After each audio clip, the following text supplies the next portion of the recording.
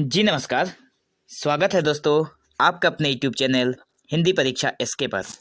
तो आज हम इस वीडियो में लेकर आए हैं पृथ्वीराज रासो का काव्य रूप, जिसको हम लोग देखने वाले हैं। हमें उम्मीद है कि आप धैर्यपूर्वक वीडियो को देखेंगे और सारी बातों को ध्यानपूर्वक समझेंगे।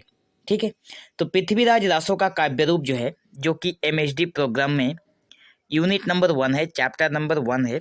ठीक है, तो इसके अंतर्गत हम लोग जब आंसर लिखेंगे तो कुछ इस प्रकार लिख सकते हैं कि पृथ्वीराज रासो को हिंदी का प्रथम महाकाव्य होने का गौरव प्राप्त है।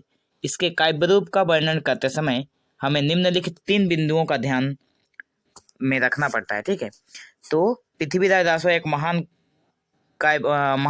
महाकाव्य होने का उसे गौरव प्राप्त है।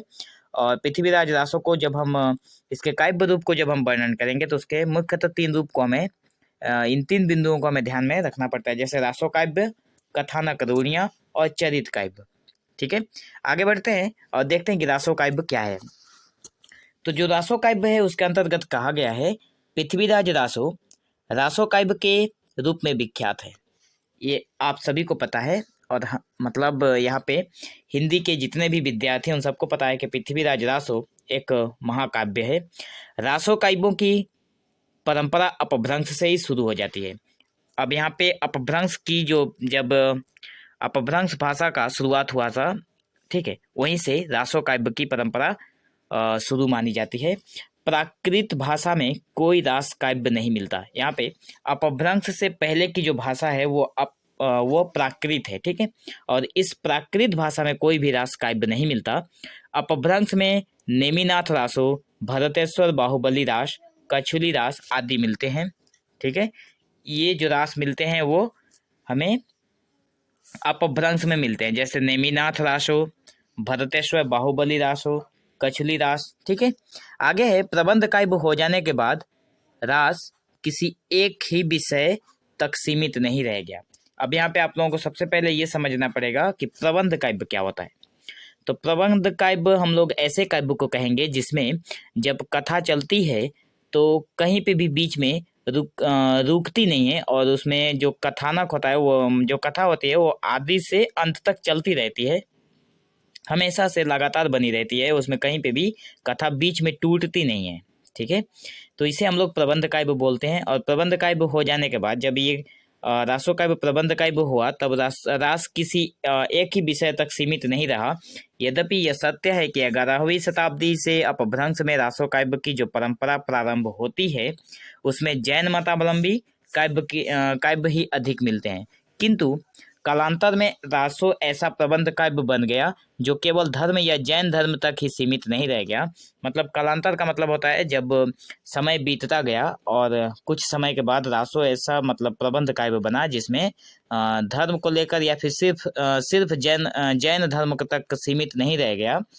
धार्मिक रासों के साथ साथ और कई भी रासो लिखे गए, जिसमें ऐतिहासिक रासो, वीरता परक रासो, सिंगारी रासक काव्य भी लिखे गए। पृथ्वीराज रासो ऐतिहासिक एवं वीरता, ठीक है, यहाँ पे इसको नहीं देखेंगे, वीरता परक रासो काव्य है। ठीक है, तो पृथ्वीराज रासो 2 है, ऐतिहासिक और वीरता परक रासो काव्य है। अच्छा, हम लोगों ने पहले वाले बिंदु को चर्चा कर लिया। दूसरे नंबर देखते हैं कथानक रूढ़ियाँ। कथानक रूढ़ियाँ जो शब्द लिखा हुआ है इसका क्या मतलब है कि कथा में जो रूढ़ियाँ आती हैं, जो पहले की निर्धारित वस्तुओं को समझा जाता है कि इसी तरह का रहा होगा या फिर इसी तरह का हुआ होगा, इन सारी बातों को हम लोग रूढ़ियों के अंदर रखते हैं। पृथ्वीराज रासो रासक काव्य परंपरा का सर्वाधिक विख्यात काव्य है। अब रासो जो है वो रासक काव्य परंपरा का सबसे ज्यादा विख्यात काव्य है। पृथ्वीराज रासो में मध्यकालीन प्रबंध काव्यों में प्रचलित अनेक कथानक रूढ़ियों का उपयोग किया गया है। मध्यकालीन समय में बहुत सारे प्रबंध काव्य लिखे गए जिनमें कथानक रूढ़ियाँ आई हुई है। कथानक रूढ़ियों से अभिप्राय ऐसे आप लोग यहाँ पे समझ पा रहे हैं कथानक रूढ़ियाँ का मतलब क्या है। कथानक रूढ़ियों से अभिप्राय ऐसे घटना प्रसंगों से है जो कथानक को आगे बढ़ने के लिए मध्यकालीन प्रबंध काव्यों में प्राय इस्तेमाल किए जाते हैं।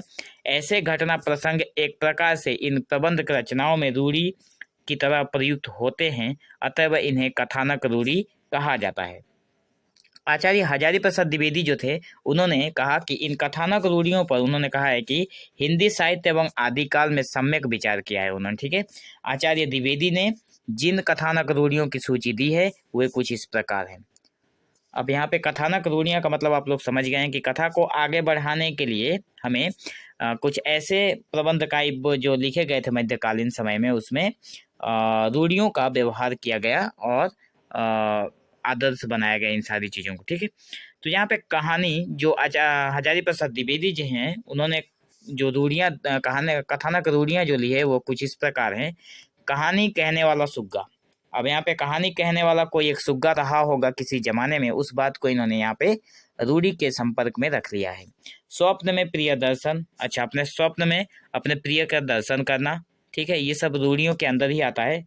प्रिय चित्त दर्शन है, कृति श्रवण से अनुराग है, मुनि का शाप है, रूप परिवर्तन, परकाय प्रवेश है, आकाशवाणी है, षड ऋतु बारहमासा है, हंस कपोत से संदेश कथन आदि। तो ये सारे जो आप लोग पॉइंट्स देख रहे हैं ये सारी रूढ़ियां हैं जो हिंदी साहित्य एवं आदि काल में द्विवेदी जी ने विचार विमर्श करते हुए कुछ इस प्रकार उन्होंने कहा है। ठीक है, आगे है रासों में जो कहानी सुनने वाला सुग्गा है, गुण श्रवण से अनुराग है, रूप परिवर्तन है, षड ऋतु वर्णन है आदि तो हैं ही, इनके अतिरिक्त और भी हैं जैसे सेना वर्णन, युद्ध वर्णन, नक्सिक वर्णन, कन्या हरण, वयस संधि वर्णन, इन सारी बातों का भी उल्लेख है। आदि कथानक रूढ़ियों का भी उपयोग किया गया है। कथानक रूढ़ियों के उपयोग की दृष्टि से पृथ्वीराज रासो एक भरपूर काव्य है। पृथ्वीराज रासो में कथानक की भरमार लगी हुई है। ठीक है, आगे देखते हैं हमारा तीसरा नंबर पॉइंट जिसका नाम है चरित काव्य। ठीक है, इसे हम लोग चरित काव्य बोलेंगे। चरित काव्य मतलब चरित्र प्रधान है। ठीक है, इसमें चरित्र हमें देखने को मिलता है। अब देख लेते हैं कि इस रासो काव्य में कौन सा चरित्र दिया हुआ है। कहा गया है कि अब तक हमने देखा कि पृथ्वीराज रासो आदिकाल की ऐसी रचना है जो मूलतः रासो काव्य है, किंतु उसमें कथा, चरित, आख्यायिका आदि काव्य रूपों का भी समावेश है, जिसमें कथानक सदियों का भरपूर कथानक रूढ़ियों का भरपूर उपयोग किया गया है। अब तक हमने देखा है कि कथा जो पृथ्वीराज रासो उसके आदिकाल में कथानक का भरपूर उपयोग किया गया है, लेकिन इसमें कथा भी होता है, चरित्र भी होता है, आख्यायिका होता है। तो इसमें जो चरित्र काव्य उसी को हम लोग इस पॉइंट में देखने वाले हैं। कथा की कहानी दो व्यक्तियों के संवाद के रूप में प्रस्तुत की जाती है। अच्छा, कथा जो होता है वो क्या होता है, दो व्यक्ति होते हैं। ठीक है, एक व्यक्ति ये हो गया और एक व्यक्ति ये हो गया। ठीक है, इन दोनों व्यक्तियों के इन दोनों व्यक्तियों के बीच जो संवाद होता है उसे हम लोग कथा बोलते हैं। ठीक है, इस दृष्टि से अगर देखें तो रासो को कथा कह सकते हैं, क्योंकि इसमें उसकी कहानी जो है, कथा में जो कहानी है उसमें सुख सुखी की कहानी है, कवि पत्नी के संवाद के रूप में प्रस्तुत की गई है। अगर आख्यायिका की बात करें तो आख्यायिका की कहानी का नायक कल्पित नहीं ऐतिहासिक होता है। आख्यायिका जो है इसमें आख्यायिका एक मतलब कहानी जिसमें कही जाती है, तो आख्यायिका की जो कहानी है वो इस प्रकार होती है जिसमें जो कल्पित नायक होता है वो कल्पित नहीं होता है, मतलब उसे कल्पना के द्वारा नहीं लिया गया है, वो ऐतिहासिक है, पुराना कोई नायक होगा। ठीक है, संस्कृत में कादम्बरी कथा मानी जाती है। कादम्बरी जो है एक कथा मानी जाती है और हर्षचरित्र जो है वो आख्यायिका मानी जाती है। ठीक है, हर्षचरित्र जो है वो आख्यायिका है, कादम्बरी जो है वो कथा है। यद्यपि फिर भी हर्षचरित्र जो है वो चरित्र भी है, हर्षचरित्र जो है वो चरित्र है। इस दृष्टि से जो पृथ्वीराज रासो को आख्यायिका भी कह सकते हैं, पृथ्वीराज रासो एक आख्यायिका के रूप में भी वर्णन किया जा सकता है, क्योंकि उसमें उसका जो नायक है वो ऐतिहासिक है। ठीक है, क्योंकि नायक पृथ्वीराज कल्पित पात्र नहीं है और उसमें बाण भट्ट की भांति चंद्र का भी वर्णन है। यहाँ पे हर्षचरित्र जो है, हर्षचरित्र क्या है, बाण भट्ट की आत्मकथा। तो बाण भट्ट जो है उसमें आत्मकथा जो है उसमें वहाँ पे उसी की भांति जो पृथ्वीराज रासो उसमें चंद्र की बातें वर्णन की गई है। तो रासो चरित काव्य भी है क्योंकि इसमें पृथ्वीराज का जीवन चरित्र वर्णित है। तो हम लोगों ने देखा कि चरित्र जो है वो पृथ्वीराज रासो का जीवन चरित्र वर्णित है पृथ्वीराज रासो में, इसलिए इस दृष्टि से पृथ्वीराज रासो एक चरित्र काव्य भी है। ठीक है, तो ये रहा आप लोगों के लिए एक MHD1 का ये यूनिट 1 या फिर चैप्टर 1 बोल सकते हैं, जिसमें पृथ्वीराज रासो का काव्य रूप, जो कि ये क्वेश्चन हर बार MHD1 प्रोग्राम में इग्नू के एग्जाम में देखने को मिलता है। ठीक है, तो बने रहें इसी तरह के वीडियो को पाने के लिए हमारे YouTube चैनल के साथ।